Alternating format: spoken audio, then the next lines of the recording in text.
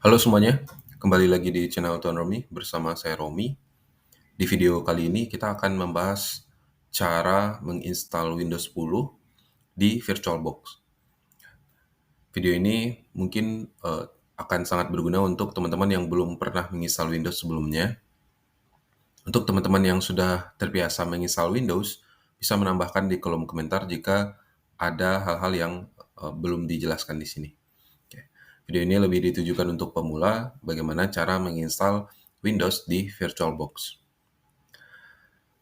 Sebelumnya kita bisa download terlebih dahulu ISO dari Windows 10 ya. Sebenarnya kalau kita mendownload ISO-nya Windows 10, download Windows 10, itu bisa mendownloadnya dengan gratis. Kita tidak perlu mendownload Windows 10 itu dari website-website yang banyak iklannya atau banyak jebakannya gitu. Kita download bisa dari situs resminya Microsoft, kita pilih yang ISO gitu ya. Nah, mendownloadnya sih gratis, tapi nanti setelah beberapa waktu penggunaan kita memang harus melakukan aktivasi. Tapi Windows 10 itu kalaupun kita tidak melakukan aktivasi, kita tetap dapat menggunakannya dengan normal, namun ada beberapa fitur yang dikunci gitu. Jadi sekadar hanya menggunakan secara biasa aja itu bisa, walaupun ada watermark, Windows is not activated dan lain-lain gitu ya. Jadi mendownloadnya bisa dari situs resminya Microsoft. Oke. Teman-teman bisa download di sini dan hasilnya adalah file ISO. Pastikan jenisnya yang dipilih adalah file ISO. Oke. Nah, di sini saya sudah mendownload, jadi kita stop aja. Jika teman-teman sudah mendownload, kita bisa langsung ke VirtualBox. Oke. Jadi kalau misalkan ingin menginstal langsung ke dalam laptop kita, kita bisa memflash ISO tadi ke sebuah flash disk. Kemudian flash disk itu dicolokin ke laptop dan proses instalasinya akan berjalan dengan biasa gitu. Tinggal next-next aja sebenarnya. Tapi kalau di VirtualBox, nah kita bisa membuat virtual mesin baru, sebagaimana tutorial kemarin yang membahas tentang instalasi Ubuntu, Linux Ubuntu di VirtualBox. Sama halnya dengan jika kita akan menginstal Windows 10 di VirtualBox. Kita perlu membuat sebuah mesin virtual baru, mesin kosong, ibaratnya komputer baru, komputer yang ada di dalam komputer kita gitu. Jadi dengan VirtualBox ini kita membuat virtualisasi yaitu komputer di dalam komputer kita. Komputer itu benar-benar seperti komputer normal pada umumnya. Dia akan memiliki storage, dia akan memiliki CPU, akan memiliki RAM, memiliki monitor, koneksi internet, dan lain-lain. Nah, jadi kita buat dulu komputer virtualnya, baru di dalamnya kita akan menginstal Windows 10-nya. Untuk membuat komputer virtual kita bisa new di sini. Kemudian kita tetapkan namanya. Misal contoh namanya di sini Win 10. Lalu kita tetapkan kita akan simpan di mana virtual mesin kita. Kalau di kasus saya nih di order location, data, VM, teman-teman bisa simpan dimanapun ya. Kalau misalkan punya tempat lain. Kemudian jenisnya Windows biasanya VirtualBox akan mengidentifikasi dari nama virtual machine kita. Kalau misalkan namanya Ubuntu, dia akan mengira-ngira, oh mungkin itu Linux gitu. Kalau misalkan namanya Win 10 ya mengira-ngira akan itu Windows. Nah, kalau udah terpilih seperti ini, kita pastikan yang terpilih itu Windows ya. Kita lanjut.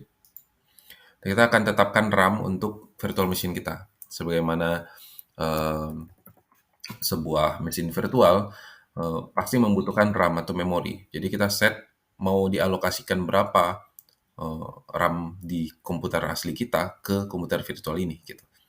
Nah, di sini saya set 6000 ya. Oke, 6000 megabyte berarti 6 gigabyte ya. Kita lanjut aja. Kemudian kita perlu membuat storage ya, hard disk virtual lah istilahnya atau SSD virtual gitu. Nah, karena di sinilah nanti data-data akan disimpan. Storage ini virtual, seolah-olah dia ada secara fisik, tapi sebenarnya dia disimpan dalam sebuah file yang nanti kita tetapkan simpannya itu di mana. Jadi kita create new. Untuk format filenya, best practice-nya adalah VMDK ya di sini. Karena kalau kita membuat dengan VMDK, file hard disk virtual tadi disimpan di komputer kita dengan nama win10.vmdk. Nah, file itu bisa kita pasang ke software lain. Karena selain VirtualBox itu ada program lain ya untuk virtualisasi, ada VMware, ada OpenStack dan lain-lain gitu, ada QEMU. Nah, kalau misalkan kita pakai VMDK, itu akan mendukung banyak software itu gitu. Tapi kalau misalkan kita pilihnya VDI, ya hanya bisa dibuka di VirtualBox aja gitu kan ya. Kecuali ya menggunakan beberapa trik gitu. Jadi kita pilih VMDK selanjutnya. Nah, best practice-nya kita pilih dynamic allocation karena dengan memilih dynamic allocation itu eh, storage yang terpakai di komputer asli kita itu tidak sebesar sepenuh hard disk virtual yang kita buat. Jadi misalkan nanti di belakang kita set hard disk virtual kita 80 giga misalnya. Nah, maka yang terpakai di komputer kita tidak akan sampai 80 giga, tapi hanya seberapa isi dari hard disk virtual itu aja. Jadi misalkan ukuran hard disk virtual 80 giga terpakai hanya 10 giga, maka di komputer kita hanya termakan 10 giga. Tapi kalau kita pilih fixed, ya walaupun isi dari hard disk virtual itu hanya 10 giga, tapi dia tetap makan 80 giga dari komputer asli kita nih di laptop kita gitu. Jadi akan lebih baik kita pilih dynamic allocation. Selanjutnya, kita set ukuran dari hard disk virtualnya ya. Di sini saya set 80 giga, kemudian kita tentukan file hard disk virtual ini mau disimpan di mana. Kalau dalam kasus saya di sini saya simpan di other location data VM. Teman-teman bisa simpan dimanapun ya. Kalau yang pertama kita save tadi itu virtual machine-nya disimpan di mana. Sekarang ini hard disk virtualnya disimpan di mana. Itu bisa aja di tempat yang berbeda ya. Karena kalau virtual machine itu kan ukurannya kecil ya. Tapi kalau hard disk virtual ini ukurannya besar gitu. Ya. Oke, kalau udah kita create, maka kita sudah punya satu komputer virtual tambahan gitu. Ya, virtual machine tambahan. Ini masih kosong, seibaratnya kita baru selesai merakit sebuah PC baru. Ini kita sudah selesai merakit nih, tapi belum ada sistem operasi di dalamnya. Gitu. Masih benar-benar kosong. Nah, oleh karena itu kita akan menginstal Windows di dalam virtual machine ini. Kita tinggal klik 2 kali, dia akan mendeteksi apakah dia kosong atau sudah ada isinya gitu. Kalau misalkan kita sudah pernah menginstal sebelumnya di dalam itu, dia akan langsung booting ke dalam Windows-nya. Tapi kalau belum, dia akan menawarkan untuk ayo pilih file ISO kamu di mana gitu kan. Nah, kita pilih file ISO-nya yang sudah di-download sebelumnya ya. Dalam kasus saya sini ada di other location, data, programs. Kita pilih Windows 10, oke. Nah, kita tinggal run. Kita tunggu prosesnya sampai selesai karena akan diekstrak terlebih dahulu ya file ISO-nya agar bisa menjalankan proses instalasi Windows-nya. Oke. Selanjutnya kita akan diarahkan untuk memilih di sini bahasa, kita pilih bahasa Inggris aja. Kemudian time zone-nya ya Jakarta, kemudian keyboard-nya US ya. Karena untuk keyboard ini untuk orang Indonesia sih rata-rata familiarnya dengan keyboard US ya, layout susunan tombol-tombol di keyboard-nya ya.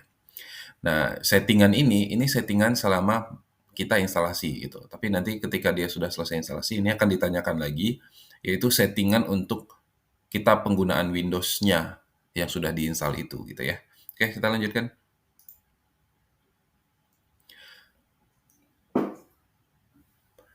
Oke, di sini kita pilih install now.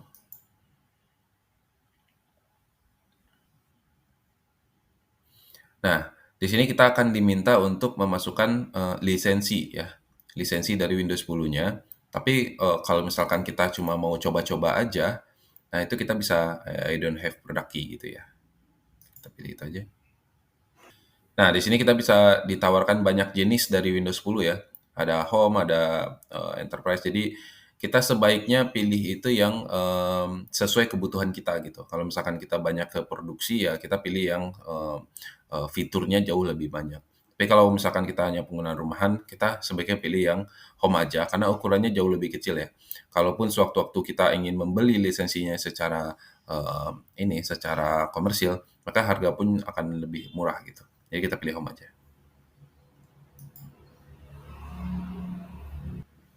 Oke, ini kita tinggal accept aja ya.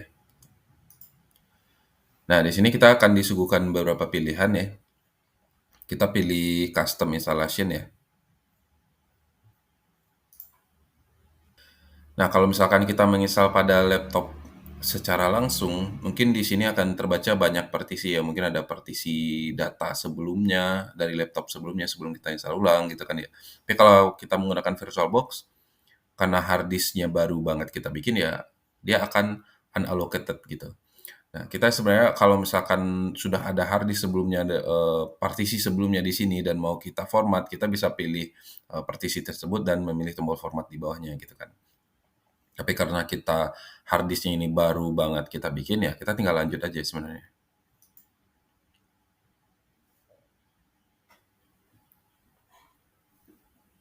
Oke, mungkin prosesnya akan berlangsung cukup lama ya, tergantung pada, kecepatan storage kita.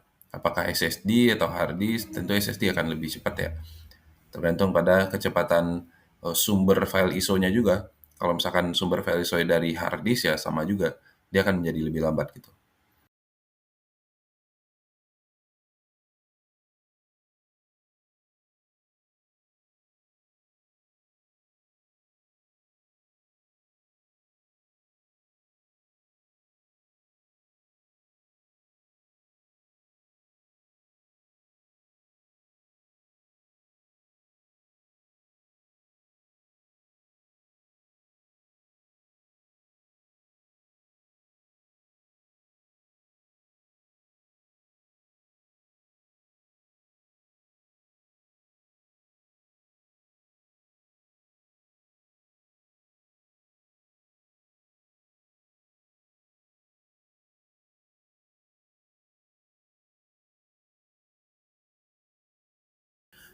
Oke, kalau proses loading-nya sudah selesai ya, nanti akan ada beberapa kali restart selama proses instalasi ini. Jadi, kalau sudah akan muncul seperti ini ya, kita pilih regionnya, untuk region kita pilih Indonesia aja. Selanjutnya kita pilih keyboard. Jadi pertama ketika sebelum instalasi tadi, itu settingan selama proses instalasi ya. Tapi sekarang karena sudah terinstall, jadi kita pilih settingan untuk kita gunakan sehari-hari. Nah, ini kita keyboardnya US ya, kalau rata-rata di Indonesia ya. Nah, jika kita tidak akan menambahkan keyboard kedua, nah sebelum kita melanjutkan, ada sebuah trik penting di sini ya. Kalau teman-teman tidak memiliki akun Microsoft atau hanya menggunakan untuk pengujian, misalnya Windows 10-nya, untuk di VirtualBox untuk install testing gitu. Nah, sebaiknya kita matikan WiFi. WiFi laptop kita di sebelah kanan tuh kita matikan, atau koneksi internetnya kita putuskan. Dengan begitu, ketika kita lanjut, nanti kita tidak akan diminta login akun Microsoft, gitu ya. Coba kita lanjutkan.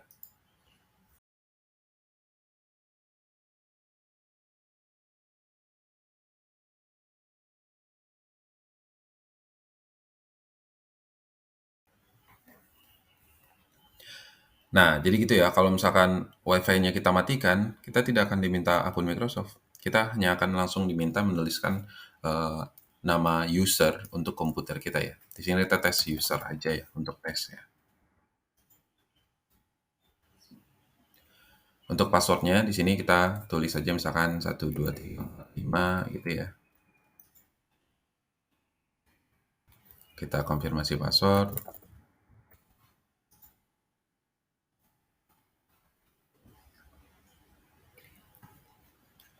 Oke.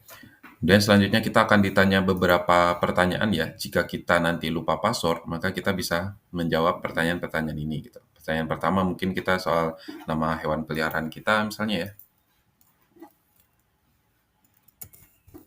Oke, selanjutnya pertanyaan kedua misalnya, kayak nama, kota tempat kelahiran kita misalnya. Yang ketiga selanjutnya, kayak nama kecil kita misalnya ya. Kita coba isi misalnya, oke, kita lanjutkan.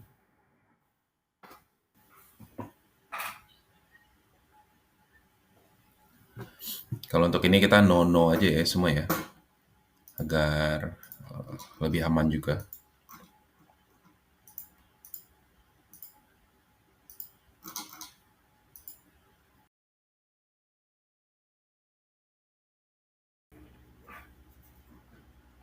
Oke, di sini kita memang akan menunggu beberapa saat ya untuk mempersiapkan akun kita.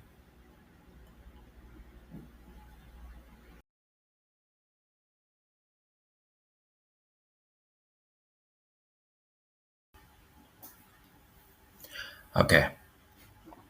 Jika semua proses instalasi sudah berjalan dengan baik, maka kita akan disuguhkan dengan tampilan desktop dari Windows 10. Dengan demikian, instalasi kita sudah selesai dan Windows 10 sudah bisa digunakan dengan normal gitu ya. Oke, terima kasih telah menonton. Semoga ilmu yang bermanfaat. Thank you.